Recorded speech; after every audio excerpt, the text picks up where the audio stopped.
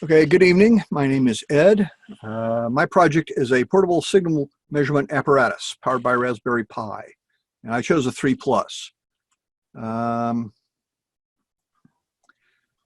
is what it looks like closed up. That's a Harbor Freight 20.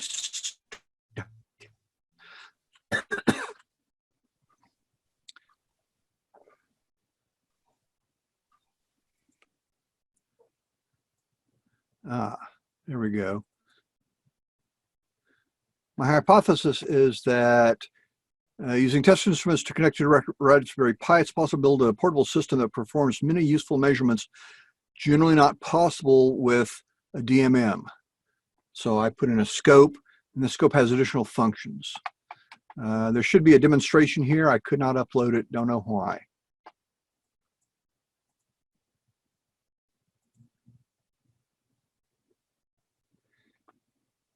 The materials. First is Raspberry Pi with heatsink case. It's aluminum top and bottom. I require all heat sinks on all my CPUs. It's just better. Next is a touchscreen, 7-inch. Default is, I think, 480 by 320, something silly. It turns out it's terribly simple to get it to 1024 by 768. It was simply a drop-down menu. Who knew? Next is a Bitscope probe, which is a really neat tool. This is a 2-channel one. Next item is a gamer's keyboard. You got to get used to it. It takes time. It's Wi-Fi, and I left a comment on the vendor's site saying, hey, it'd be nice if you could also use the USB connection. That way I could free up a USB port. I got a 3-amp wall wart. That's the latest out there, and it fits a Pi 3 Plus. Next items are a couple of plastic wall outlet boxes from Home Depot. The blue one's a cup. The orange one is a Santa for the Pi, so it's up in the air, gets plenty of air. You can see the case in two pictures, the closed version and the open, which shows selected locations of the plastic Velcro. And then at the bottom is the completed setup. The keyboard's installed upside down because the power connection comes off the top, and if I try to put it up, it either gets kinked or it won't fit. Let's see. The diagram. The closed version. I'm sorry, that's home again. What happened? Diagrams. There we go. There. This is a close-up of the system. I have some additional packaging sitting on the bottom. You can see how everything fits together. The short cables from the 7-inch screen to the Pi, if you set it up right, they fold in nicely. Nothing gets kinked, nothing gets bent. It's really neat. It works nicely. Here's a diagram of how things are set up. Virtually everything plugs into USB. No tricks here.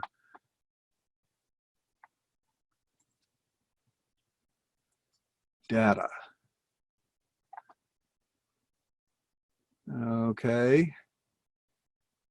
The assembly was fairly simple. I had to move things around a little bit just to get it to fit better. The plastic Velcro didn't always stick to the case, so I had to use some super glue. Somewhere I have a picture of it. It's a super glue, but it also has a stick that comes with it, which has toluene on it for cleaning things, so it works a lot better. I have various notes on the electrical boxes, getting used to the keyboard, setting the display screen. If you don't know how to do it, you probably need a little help. A couple of mistakes I made. I tried to change the display using config.txt. Do not do it. Do not touch the thing. If you do and you get a blank screen, I have a procedure here for recovering. I got it off the internet. It works magically. So if you get one of the micro SD card to USB adapters, that will save you a lot of grief. And I recommend putting one in the case. Let's see, analysis conclusions. Mechanically, it folds up nicely. the screen kind of needs to stay in there. It is Velcroed in, so it will come out. A longer cable would not work well because it'd take up a lot of space. Once you get the higher resolution, it's great. Everything runs off the wall wart. And if I had my battery, I would show that. I have a 10 amp hour lithium rechargeable, and I think it'll power everything for like an hour, 2 hours. So it's really, really portable. The scope I chose was the 2 channels, 20 megahertz. There's 100 megahertz multi-channel product for additional money. Probably have to have a bigger case. I like this case this size. I like the tool size. It's easy to carry. I thought about doing a bunch of macros to do configuration, set up for immediate measurements, things like that. It turns out you really can't. I mean, you can do it, but it's kind of clunky. I've tried it before with VXI and other scopes. You're better off just learning to use a scope.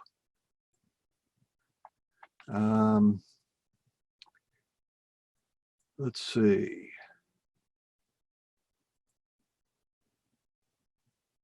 Applications, waveform measurements. It will do basic logic analysis. It'll do mixed measurements. And one of the things I want to do, and I have a measurement microphone and amp, since my audio generator will do sweeps, I can hook this up to a speaker system and characterize speakers. So if I go out and buy a used one or decide to get new things or whatever, I can check and see if they are really up to my standards. You got to be an audio snob to do that. And since this is a 20 megahertz system, it will do audio quite nicely because it's got 1,000 times the sampling rate. Okay, we're excited. The Raspberry Pi documentation. You kind of need to do the Raspbian commands. Since you'll probably, or at least I will, periodically update things, I'll have to get on the internet. It's better to have the firewall set up, have the SSH permitted, set up a firewall, send in a couple of passwords, disable the Pi account. I'm still using it, but I've given it a new password.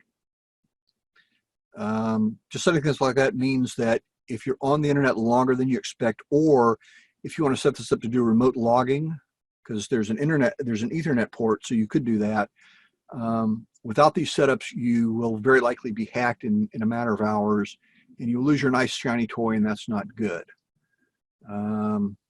Let's see. I looked at the Bitscope website and documentation. There's a lot of stuff.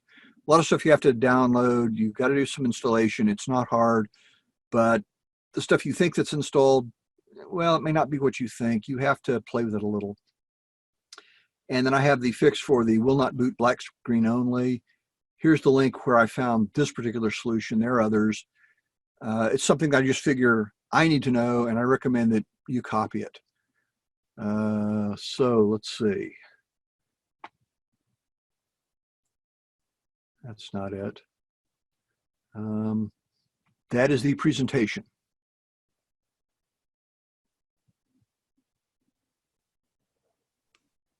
That is your e-portfolio. Right.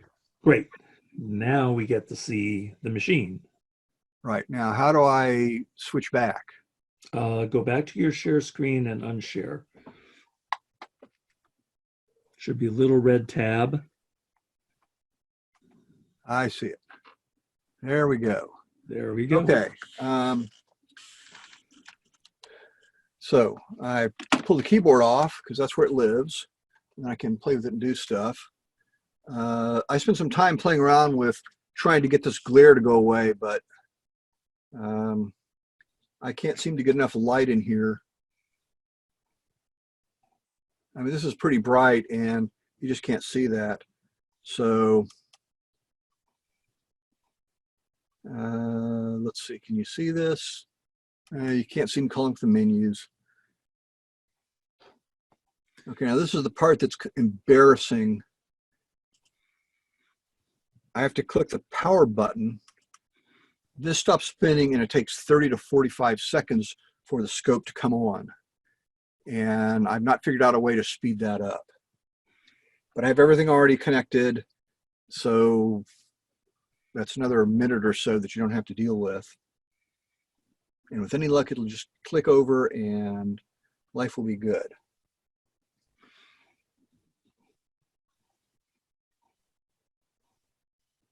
Any minute now.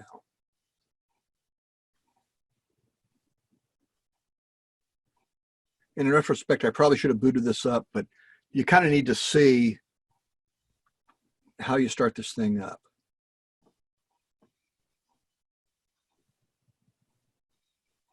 There.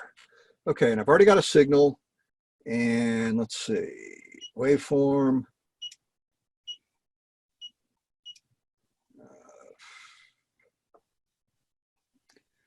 Channel 2.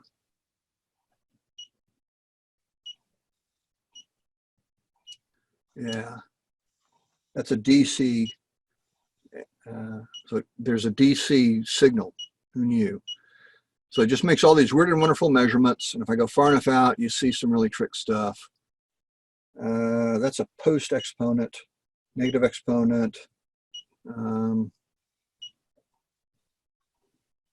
positive logarithm, negative logarithm, falling logarithm.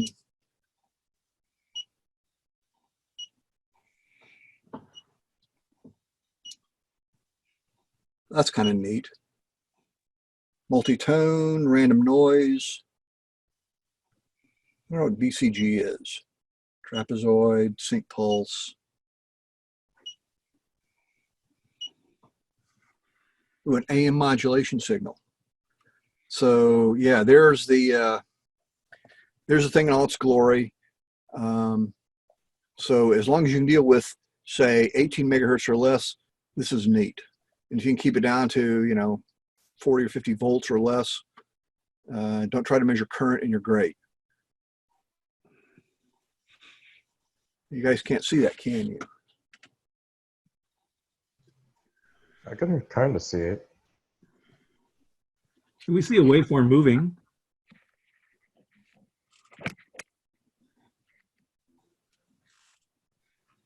Let's see if I can fool the camera into thinking that everything's brighter.